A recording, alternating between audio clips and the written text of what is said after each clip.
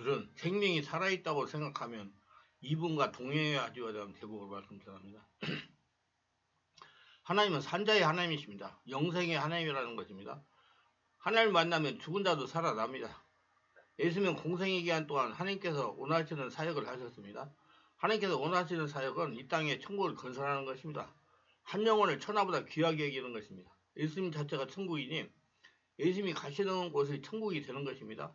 예수는 우리 안에 주인으로 계십니다. 그러므로 우리 자체는 천국입니다. 그렇기 때문에 주님의 계시 내 말을 듣고 순종하면 죽은 자가 살아나는 기적이 일어나는 것입니다. 자신을 통해 죽은 자가 살아나는 기적이 일어난다는 것입니다. 이를 믿어야 날마다 기적을 체험하고 기적을 일으키는 주체가 될 수가 있습니다. 제가 몇 년 전 어느 날 월요일 아침 쉬고 있었습니다. 8시 30분 정도 되었는데 전화가 왔습니다.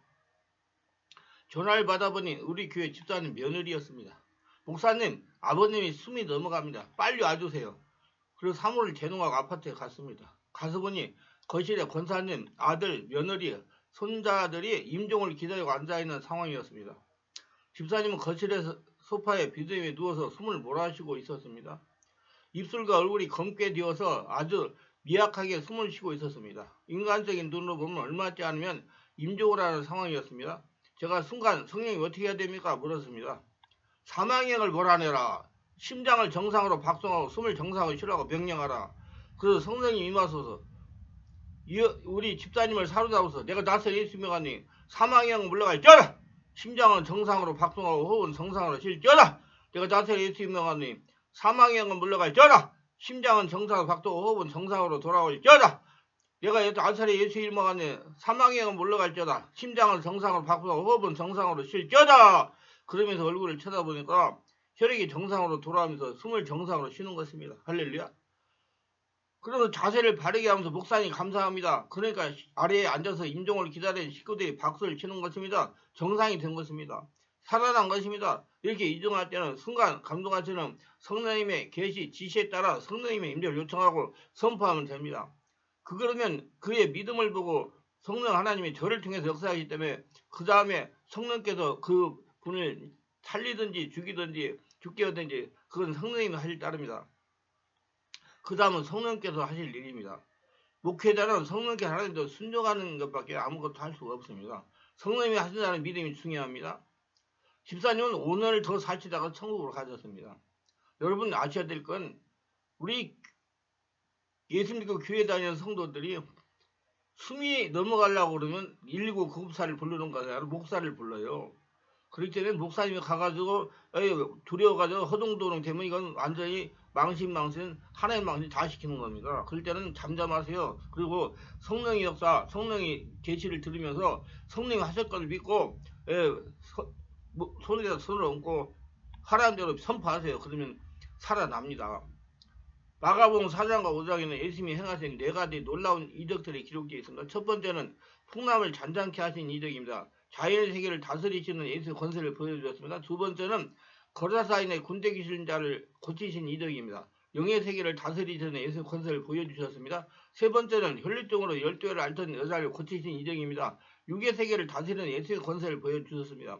예수님이 천국이시기 때문에 예수님의 추자한적인 하나님이시기 때문에 네 번째는 회당장 야이로의 죽은 딸을 살리신 이적입니다. 죽음의 세계를 다스리는 권세를 나타내 보여주었습니다. 삶의 여정 가운데 절망적인 상황이 이럴지라도 낙심하지 말고 놀라지 말고 두려워하지 말고 주님의 능력을 바라보시기 바랍니다. 능력의 주님께 간구하시기 바랍니다. 능력의 주님께서 우리에게 승리의 삶을 이끌어 주실 것입니다. 절대로 당황하지 마세요. 불안해하지 마세요. 하나님 하십니다. 살아계시는 하나님께서 기적을 태어나게 하실 겁니다. 하나님은 죽이는 하나님이 아니고 살리는 하나님이기 때문에 그 믿고 하면 됩니다. 저는 그런 경우를 몇 번 당했습니다. 다 살아났어요. 첫째, 회당장 야이로의 집에 가는 길 예수께서 회당장 야이로의 강구를 들으시고 그 집으로 가는 길에 무슨 일이 일어났습니까? 예수님은 딸이 죽어서 지옥인 야이로의 집으로 가십니다. 가시는 이유는 예수님이 천국이시라는 걸 증명하기 위해서입니다. 오늘 35절에 보니까 아직 예수께서 말씀하실 때 회당장의 집에 사람들이 와서 회당장이 이르되 당신의 딸이 죽었나이다 어찌하여 선생을 더 괴롭게 하나이까 라고 하였습니다. 예수께서 회당장 야이로의 강구를 들으시고 그와 함께 그 집으로 가실 때 큰 무리가 예수님 외워서 밀었습니다. 그 한가운데 12회를 혈육종 알아온 한 여자가 있었습니다. 그녀는 예수님 손에만 대도 나음을 받을 거라고 믿고 예수님의 손을 대었을 때 그녀의 혈혈중이 금방 순식간에 온전하게 나왔습니다. 그 순간 예수님은 자신에게서 능력이 나간 걸 아셨습니다. 그래서 예수님은 무리 가운데 일부러 그 여자를 찾으셨습니다. 그 여자는 예수님 앞에 엎드려서 모든 사실을 여쭈었습니다. 그러자 예수님은 그 여자를 향하여 따뜻하게 말씀하셨습니다. 딸아, 내 믿음이 너를 구원하시니 평안히 가라. 내 병에서 너희가 건강할지어다. 예수께서 그 여자에게 말씀하셔서 회당장 야이로의 집에서 보낸 사람들이 그곳으로 왔습니다. 그들은 회당장 야이로에게 절망적인 소식을 전해주었습니다. 당신의 딸이 죽었나이다. 어찌하여 선생을 더 괴롭게 하나이까? 그들의 생각은 무엇이었습니까? 회당장 야이로의 딸이 병들어 있는 동안에 예수님 오시면 그 땅을 고칠 수 있다고 생각했습니다. 그러나 회당장 야이로의 딸이 죽고 난 뒤에는 예수님 오셔도 어찌할 수 없을 거라고 생각했습니다. 이제는 너무 늦었다는 것입니다. 36절에 보면 예수께서 그 말을 곁에서 들으시고 회당장에 이르시되 두려워 말고 믿기만 하라! 하고 가셨습니다. 회당장 야이로의 부정적인 생각을 긍정으로 바꿨습니다. 두려워 말고 믿기만 하라! 여러분도 바보도 마찬가지죠. 숨이 넘어가는 사람이 있어도 두려워 말고 믿기만 하라! 하는 하나님의 계시 음성을 들으시고 그대로 하세요. 회당장 야이로 집에 예수님 오셨으니 천국이 임하였으니 믿기만 하라는 겁니다.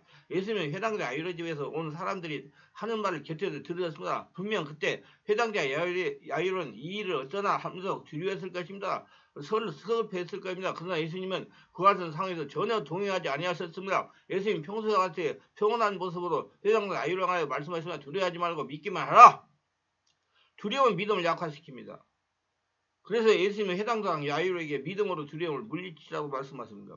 출애굽기 14장에 보면 이스라엘 자손들이 홍해 앞에 이르렀을 때 애국의 군대가 추격이 왔습니다. 이스라엘 자손이 힘이 두려웠습니다. 그러나 모세는 하나님을 믿었어요. 모세는 담대하게 온 이스라엘 이끌고 홍해를 건넜습니다. 기적을 체험하고 행하려면 담대해야 됩니다. 하나님께서 나를 통해 하신다는 믿음을 가지고 담대하게 하나님의 내 말을 계시를 듣는 것입니다. 두려움은 육적인 상태가 되어 영이신 하나님 내 말을 들을 수가 없습니다. 사무엘상 17장이면 이스라엘과 블레셋 사이에 전쟁이 일어났습니다. 블레셋의 거인 골리앗 때문에 온 이스라엘이 크게 두려워했습니다. 그러나 다윗은 하나님을 믿었습니다.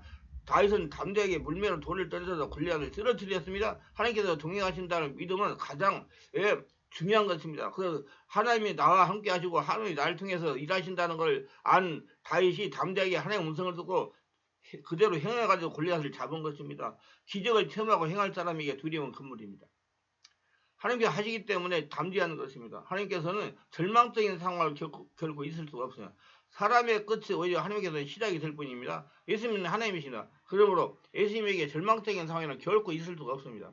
마음에 낙심되는 일이 있습니까? 두려워하지 말고 예수님 믿기만 하시기 바랍니다. 예수님은 자연의 세계도 영의 세계도 육의 세계도 그리고 죽음의 세계도 다스리는 전능하신 이 하나님이십니다.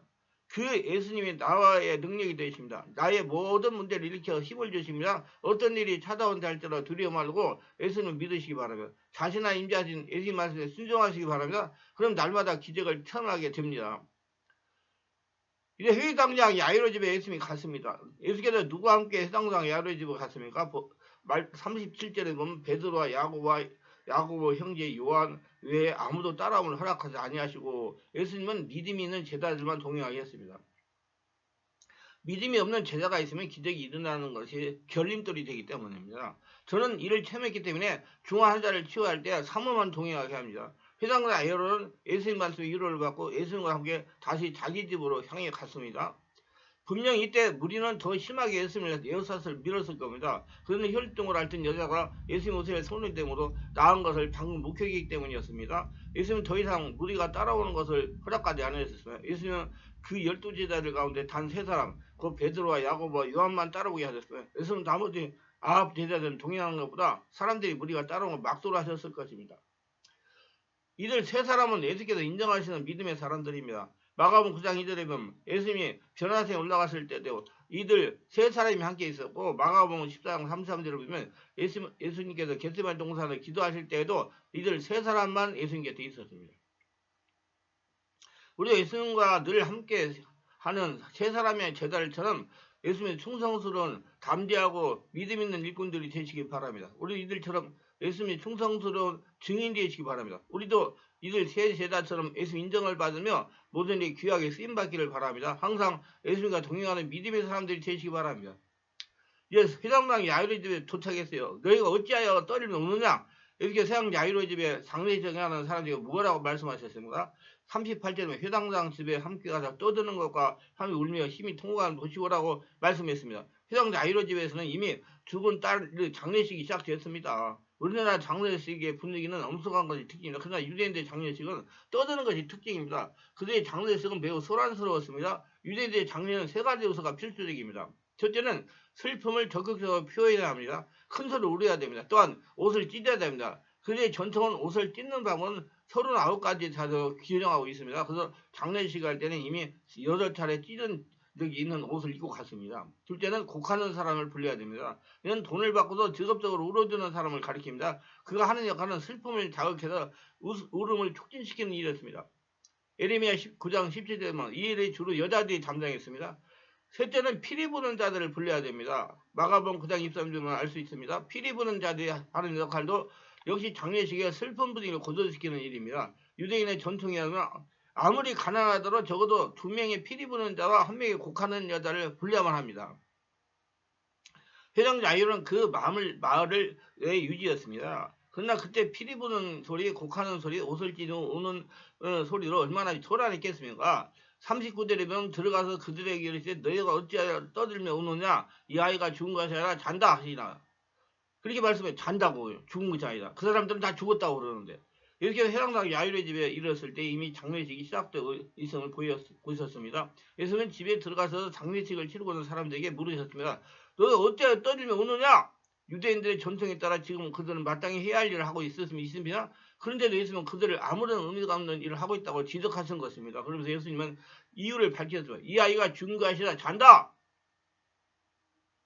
물론 해당당 야유의 딸이 아주 그 신랄 같은 목소리 붙어있다는 뜻으로 예수님이 이 말씀을 하신 것은 아닙니다. 그냥 야유의 집에 보냄을 받은 사람들이 야유에게 그의 딸을 죽었다는 소식을 전할 때 예수님은 그들이 하는 말을 곁에다 들으셨습니다. 세상사 야유의 딸이 더 이상 목숨이 붙어있지 않음을 예수님도 잘 알고 계셨습니다. 그렇지만 예수님은 그 아이가 죽은 것이 아니라 잔다고 말씀하셨습니다. 왜냐하면 마치 잠자는 아이를 깨우는 것처럼 예수님은 그 아이를 일으키실 것이기 때문입니다. 요한복음 10장 11절에 보면 나사로가 죽었을 때에도 예수님은 그가 잠들었다고 말씀하셨습니다. 사도행 7장 60절 스데반이 승계할 때에도 잔다는 표현을 사용하고 있습니다. 대사에서 4장 14절에 성도의 죽음을 잔다는 말로 표현하고 있습니다. 왜 예수님은 그 성경의 기자들을 죽음을 잠자는 말로 표현했겠습니까? 죽음은 그대로 끝나는 것이 아니기 때문입니다. 자다가 깨어나는 것처럼 다시금 일어날 때가 있기 때문입니다. 언젠가는 우리 호흡도 끝날 것입니다. 고린도서 5장 8절은 그때 우리 영혼은 우리의 몸을 떠나서 예수님과 함께 있게 됩니다. 누가복음 20장 43절에 예수님은 십자가에 달려 회개한 강도에 오늘 내가 나와 함께 나고 있다고 말씀하셨습니다. 그러니까 잠을 자는 것은 성도의 영혼이 아니라 성도의 몸입니다. 성도가 육체의 장막을 떠나면 성도의 영혼은 그저께 예수님이 계신 천국 낙원으로 갑니다. 그러나 예수님이 다시 오실 날까지 그의 몸은 잠을 자게 됩니다. 그러다가 고린도서 15장 51, 53절처럼 예수님이 다시 오시는 날 성도들이 잠자는 몸들이 다시 일어납니다. 그때 그들은 썩지 않은 죽지 아니하고 있게 되는 겁니다. 말하자면 영광스러운 몸으로 부활합니다. 그러면 예수님이 부활의 몸을 입으신 것처럼 천국에 있는 성도들의 영혼도 부활의 몸으로 입습니다. 말하자면 성도들의 영혼과 육체가 온전한 상태로 재결합을 하는 겁니다. 그래야 로마서 8장 17절 성도들은 예수님과 함께 영원한 영광을 누리게 됩니다. 이와 같이 성도의 죽음은 끝이 아닙니다. 여러분 죽음은 끝이 아니에요. 성도의 영혼은 예수님이 계신 천국으로 올라갑니다. 그리고 성도의 몸은 잠시 잠이 듭니다. 쉬는 거예요. 그러다가 예수님이 다시 오는 날 깨어나서 영화스러운 몸으로 변하게 됩니다. 그리고 성도는 죽음을 두려워할 필요가 전혀 없습니다.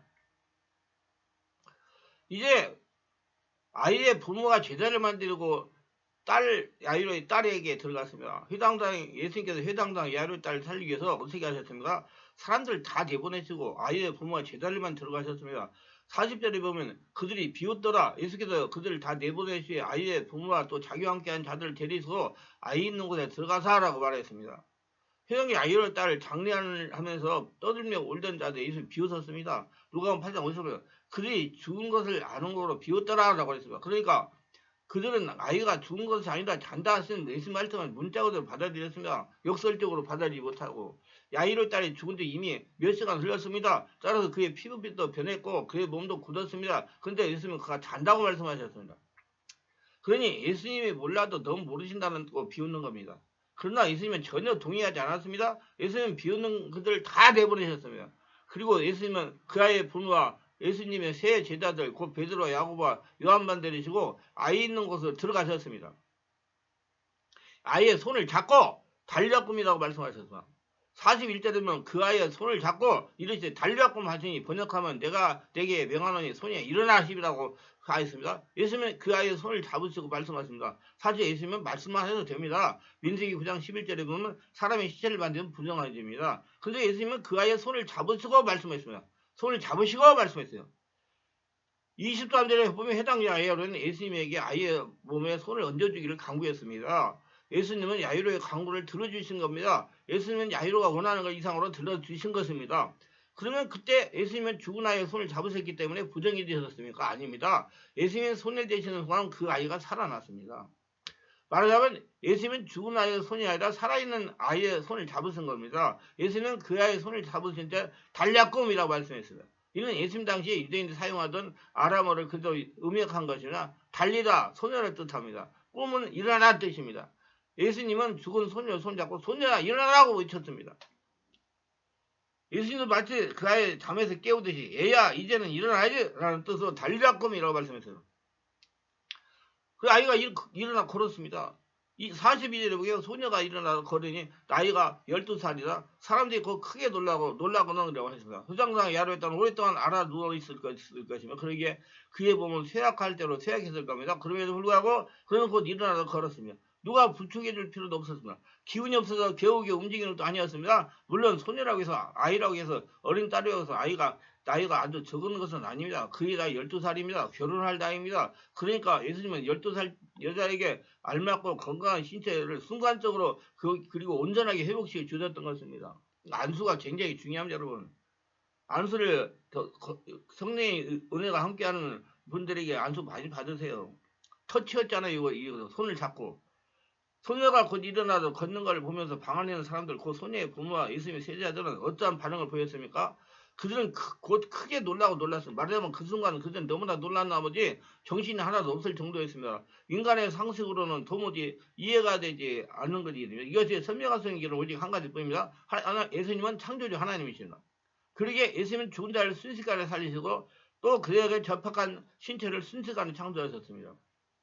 이제 예수님이 뭐라고 그랬어요? 소녀에게 먹을 걸 주라 그랬어요. 예수께서 회당자 아이를 딸을 살리신 후에 무엇을 명하셨습니까? 40장을 보면 예수께서 이 일을 아무도 알지 못하게 하라고 그들을 많이 경계하시고 이에 소녀에게 먹을 걸 주라 하시다 그랬습니다. 예수님은 두 가지를 명했습니다. 첫째는 이 일을 아무도 알지 못하게 하라 그랬어요. 그러면서 예수님 병원에 있는 5사람을 많이 경계하셨습니다. 방 안에 있는 사람. 예수님은 방 안에 있는 5사람을 많이 경계했어요. 그 사람 입 놀리지 못하도록. 예수님이 여러 가지 명하신 이유는 따로 밝히지 않고 있습니다. 사실 그들이 굳이 말하지 않더라도 야이로 때 죽었다가 살아난 사실 금방 소문에 퍼져나갈 것입니다. 우선 야이로 집에서 떠들던 울던 자들이 다 알고 있습니다. 아무도 회당장 야이로의 딸이 걸어다니면 마을 사람들 다 알게 됩니다. 그래서 마태복음 9장 20절 되면 그 소문이 온 땅에 퍼지더라고 하였습니다. 이처럼 일은 결코 감춰질 수가 없습니다. 그런데도 예수님은 왜 이를 아무도 알지 못하게 하라고 명하셨습니까? 우리는 뒤따르는 말씀의 이유를 추측해 볼 필요가 있습니다. 둘째, 소녀에게 뭘까지 주라고 명하세요. 소녀의 부모에게 명하신 말씀은 회당자 아유라 그 아내는 너무나 기뻐서 얼떨떨 몰랐을 겁니다. 분명 그들은 그대로 뛰어나가서 예수님이 이 내 딸을 살려주셨다고 외치고 싶었을 겁니다. 만약 그들이 그렇게 하면 사람들이 그것을 루루루 몰려들 겁니다. 그리고 요한복음 6장 15절 같이 사람들이 예수님을 억지로 붙들어가지고 자기 임금으로 삼고 살 것입니다. 그래서 예수님은 그들이 그렇게 하지 못하도록 많이 경계하셨습니다. 그 대신 예수님은 그때 소녀에게 먹을 것을 주라고 말씀하셨어요. 그동안 소녀는 병 때문에 먹지를 못했습니다. 근데 이제는 건강하게 됐어요. 그러니 이제는 얼마나 먹을 수가 있었고 또 먹이가 왕성한 몸이기에 먹어야만 했습니다. 사람은 먹어야 돼요. 체력이 중요한 것입니다. 예수님 명령에 따라 야이로와 그 아내는 조용하게 그 딸에게 먹을 것을 갖다 주었을 것입니다. 그런 동안에 마가복음 6장 1절처럼 예수님이 제자를 데리고 조용히 그걸 떠나 예수님의 고향인 나사로로 가실 수가 있었습니다. 이제 말씀을 정리하면 오늘 우리는 본문 말씀을 통해서 예수님은 죽음도 살리신다는 사실을 알게 되었습니다. 죽은 자도 살리는 기적을 행하십니다. 예수님이 천국이기 때문에 죽은 자도 살아나는 겁니다. 죽음을 두려워하지 마시기 바라요. 죽음은 잠을 자는 겁니다. 깨어나면 우리는 예수님과 있을 겁니다. 그리고 예수님이 다시 올 때 우리 모두 영원하게 부활할 것입니다. 또한 우리 예수님이 있던 풍성한 긍휼로 다시 깨닫게 될 겁니다. 예수님은 멀리서도 능력을 행할 수 있으십니다. 그러나 예수님은 해당된 아예로 있게 가셨습니다. 예수님은 죽은 손에 손을 잡아주셨습니다. 예수님은 다시 살아나 손에 먹을까지 자세히 챙겨주셨습니다. 예수님은 우리에게 말씀하시다. 두려워하지 말고 믿기만 하라. 죽은 자를 살리시는 예수님이 하시는 말씀입니다. 긍휼의 풍성한 예수님이 하시는 말씀입니다. 예수님 말씀으로 위로를 받으며 새롭게 용기를 내어 세상을 이길 수 있기를 주의 이름으로 축원합니다. 그렇기 때문에 여러분들 예수님이 여러분 주인이니까 여러분도 제가 아까 얘기했잖아요. 숨이 넘어가는데 오라고 그런다고 가면 여러분 담대하게 손 놓고 명령하세요. 감동을 받아서 사망의 영가 물러갈 저다. 호흡은 정상으로 돌아올 저다.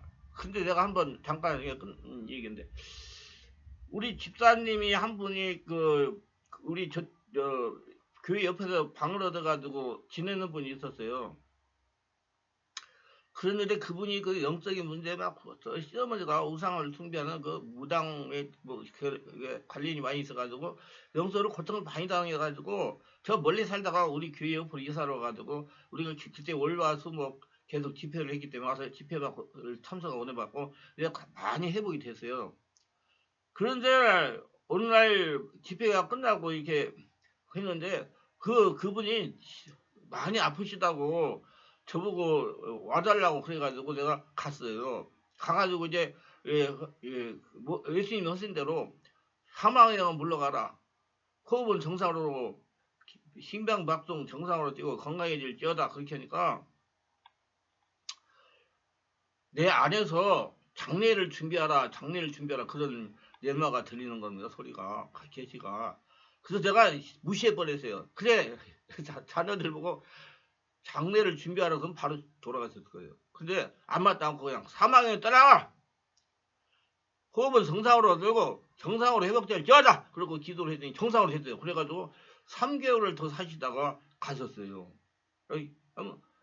여러분 그러니까 함부로 장례 준비하러 하지 마세요. 장례 준비할 때만 내가 끝나는 거예요. 안 맞다 말 않고 가만히 있었어요. 근데 3개월에 그냥 혼자 계시다가 가셨어요. 여러분 사람이 집에서 가만히 있다가 기도해서 그것도 주일날 예배 드리고요. 나보고 악수하고 그러고 가셨어요. 그리고 월요일날 가셨어요. 얼마나 축복입니까? 그런 축복이요. 저도 그렇게 되려고 지금 기도를 많이 하고 있습니다. 여러분 그렇게 가면 얼마나 좋아. 식구들도 좋고 그렇게 병이 많아가지고 고통당하다 우리 교회 옆에 와가지고 계속 은혜 받아가지고 그렇게 살다가 그냥 주일날 저 악수하고 그리고 월요일날 아침에 가셨어요. 기도합니다. 오늘도 저의 설교를 끝까지 들으시면 축복하옵소서. 특별하게 구독, 좋아요, 알림 설정 후원하신 분들을 기억하시고 성도를 세워가고 하나님의 사랑을 증명하며 하나님의 성도를 살아가며 자신의 하나님의 보물이 되어 평생 하나님과 동행하며 하나님 예수님의 이름으로 기적을 체험하며 하나님의 축복을 거저 살아가옵소서. 예수님의 이름으로 기도합니다. 아멘.